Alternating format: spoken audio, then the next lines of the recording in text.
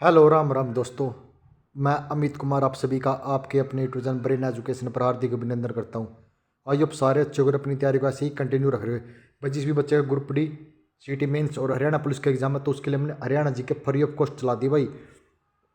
सबसे पहले हम हरियाणा का भूगोल कर रहे हैं। अगर आपने भाई सेशन को अच्छे से कर लिया ना भाई, आपका हरियाणा जी के में एक भी क्वेश्चन इससे बाहर नहीं मिलेगा। ये हमारा आपका एक प्रॉमिस है। इससे पहले हमने हरियाणा के दो टॉपिक को अच्छे से कवर कर लिया। आज हमारा तीसरा टॉपिक रहेगा हरियाणा के राष्ट्रीय उद्यान। आज हम इसमें पढ़ेंगे हरियाणा के राष्ट्रीय उद्यान। कल पढ़ेंगे हम हर्बल पार्क और अन्य जितने भी पार्क रहते हैं हरियाणा के, उन सभी के बारे में कल को चर्चा कर लेंगे। आज हम कुल पढ़ेंगे हरियाणा के राष्ट्रीय उद्यान। तो हरियाणा में राष्ट्रीय उद्यान कितने हैं? तो हरियाणा में दो राष्ट्रीय उद्यान है। कितने? दो। कौन कौन से? एक तो सुल्तानपुर राष्ट्रीय उद्यान और एक क्लेश्वर राष्ट्रीय उद्यान। सुल्तानपुर कहाँ पे है? सुल्तानपुर गुरुग्राम जिले में। और क्लेश्वर कहाँ पे है? क्लेश्वर यमुनानगर जिले में स्थित है। सुल्तानपुर राष्ट्रीय उद्यान ये गुरुग्राम जिले में स्थित है। सुल्तानपुर राष्ट्रीय उद्यान गुरुग्राम के किस गांव में स्थित है? तो कौन से गांव में? सुल्तानपुर गांव। तो ये रूपनगर खंड के अंतर्गत आता है। सुल्तानपुर राष्ट्रीय उद्यान की स्थापना कब की गई? तो इसकी स्थापना 15 जुलाई 1991 को। इंपॉर्टेंट क्वेश्चन है भाई। जो भी भाई इंपॉर्टेंट बोलो उसको ना जरूर नोट डाउन करते रहना। सुल्तानपुर राष्ट्रीय उद्यान की स्थापना किसके रूप में की गई थी? तो सुल्तानपुर राष्ट्रीय उद्यान की स्थापना एक पक्षी अभयारण्य के रूप में की गई थी। सुल्तानपुर पक्षी अभयारण्य की स्थापना तो 2 अप्रैल 1971 को की गई थी। ये भी इंपॉर्टेंट है। सुल्तानपुर पक्षी विहार जलीय जीवों के लिए आरक्षित कब किया गया? ये 1972 में किया गया। प्राकृतिक और प्राकृतिक संसाधनों संरक्षण सम्मेलन में सुल्तानपुर राष्ट्रीय उद्यान में आर्द्रभूमि के रूप में वर्गीकृत किया गया। तो आर्द्रभूमि के रूप में 1969 में। कब? दिल्ली। 1991 में सुल्तानपुर राष्ट्रीय उद्यान किस अधिनियम के तहत राष्ट्रीय उद्यान का दर्जा दिया गया? तो वन्यजीव अभ्यारण्य अपना कब का? 1972 की धारा 55 के और 35 के आधार पर इसको वन्यजीव अभ्यारण्य का की घोषणा की गई। सुल्तानपुर राष्ट्रीय उद्यान का क्षेत्रफल कितना है? इसका 142.52 हेक्टेयर या 1.43 वर्ग किलोमीटर है। सुल्तानपुर राष्ट्रीय उद्यान के खोजकर्ता कौन थे? Peter Jackson. ये भी मोस्ट इंपॉर्टेंट क्वेश्चन है भाई। सुल्तानपुर राष्ट्रीय उद्यान को अभ्यारण्य के रूप में मान्यता दिलाई थी पीटर जैक्सन ने दिलाई थी। सुल्तानपुर पक्षी विहार का श्रेय जाता है सलीम अली को जाता है। सुल्तानपुर पक्षी विहार को कहा जाता है तो सलीम अली पक्षी विहार भी कहा जाता है। सुल्तानपुर पक्षी उद्यान को पहले किसके नाम से जानते थे? इसे ब्लैक बर्ड सेंचुरी के नाम से जाना जाता था। सुल्तानपुर राष्ट्रीय उद्यान को कहा जाता है तो पक्षियों का स्वर्ण इसे कहा जाता है। हरियाणा का सुप्रसिद्ध इको पार्क कौन सा? सुल्तानपुर पक्षी उद्यान या पार्क है। तो आपसे बताना कि हरियाणा का इको सिटी किसे कहा जाता है? इको सिटी हरियाणा की। आप सभी ना कमेंट करना। प्रवासी पक्षियों के लिए प्रसिद्ध उद्यान है तो कौन सा? सुल्तानपुर राष्ट्रीय उद्यान है। सुल्तानपुर राष्ट्रीय उद्यान में पक्षियों की कितनी प्रजाति पाई जाती है? लगभग 250। सुल्तानपुर पक्षी उद्यान में प्रसिद्ध प्रवासी पक्षी कौन सा? साइबेरियन सारस। तो वही बहुत बार क्वेश्चन रिपीट होता है हरियाणा की परीक्षाओं में। सुल्तानपुर राष्ट्रीय उद्यान में प्रवासी पक्षी आते हैं अक्टूबर से जनवरी के बीच आते हैं शीत ऋतु में, जो कि अब आने लग रहे हैं। सुल्तानपुर राष्ट्रीय उद्यान में प्रवासी पक्षी किस देश से आते हैं? यूरोप और साइबेरिया के और मध्य एशिया से आते हैं। किस राष्ट्रीय उद्यान को हरियाली का शहर के रूप में बताया गया? तो हरियाणा का राष्ट्रीय उद्यान कौन सा है? सुल्तानपुर। सुल्तानपुर राष्ट्रीय उद्यान की राजधानी दिल्ली से दूरी है 45 किलोमीटर।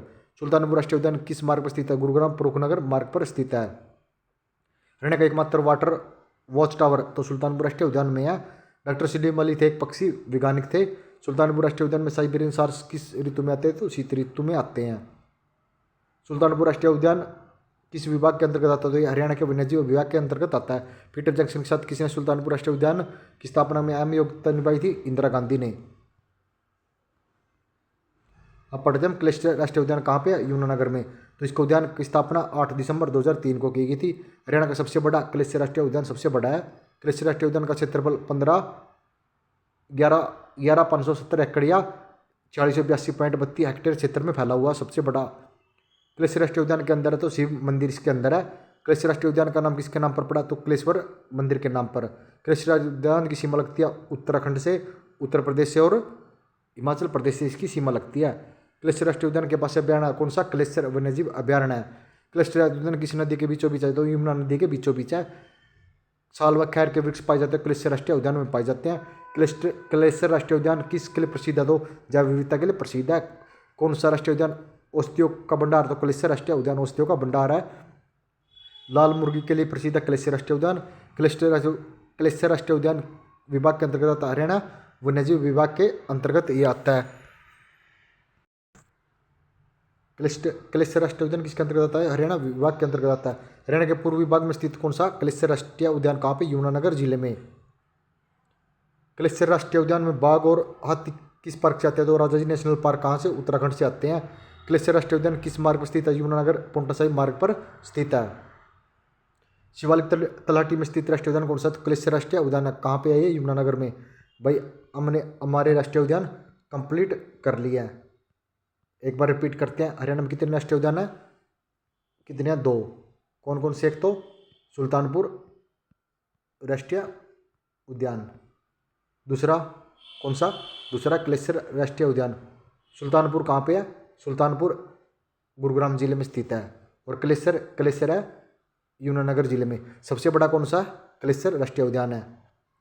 एक इंपॉर्टेंट क्वेश्चन है कि सुल्तानपुर राष्ट्रीय उद्यान में कौन से पक्षी आते हैं? साइबेरियन सार्स। कौन सी ऋतु में आते हैं?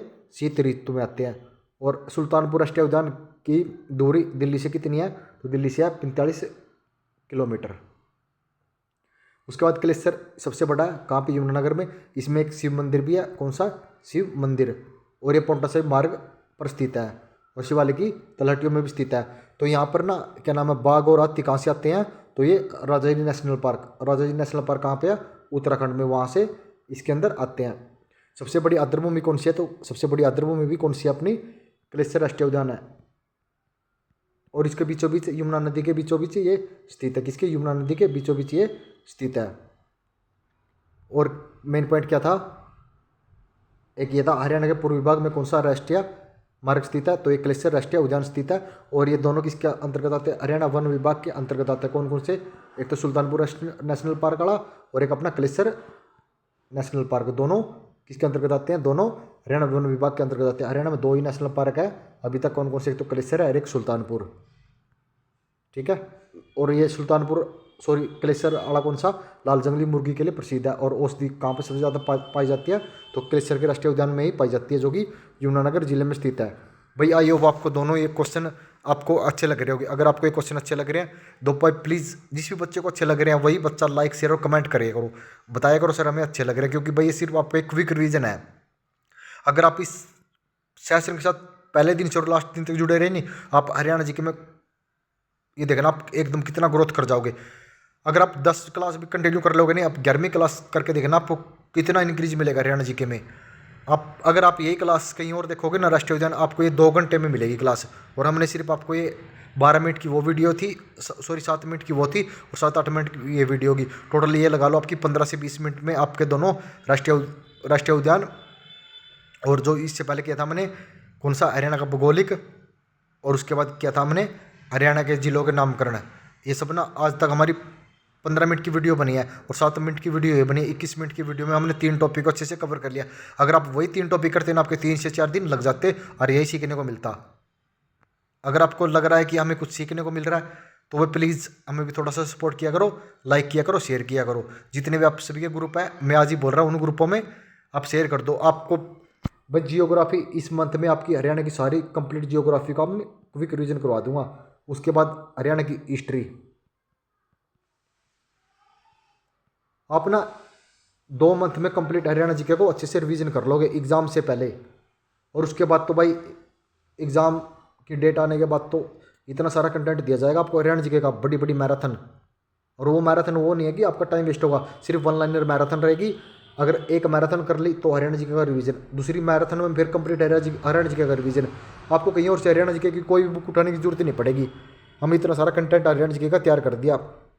अगर आप बस सपोर्ट करोगे भाई, आपको बताते हैं कि GK complete, history, geography, polity, science, ये सब तो आपको मैं इतना फ्री ऑफ कॉस्ट करवा दूंगा कि आप पेड कंटेंट में भी नहीं मिलेगा। उसके बाद अगर आप सपोर्ट करोगे तो भाई रीजनिंग की क्लास बहुत ही जल्दी स्टार्ट कर दूंगा। रीजनिंग इतना अच्छे बेहतर तरीके से करा दूंगा कि आपको कहीं और से करने की जरूरत नहीं पड़ेगी, प्रैक्टिस करने की जरूरत नहीं पड़ेगी। प्रैक्टिस भी आपकी लाइव करवाऊंगा।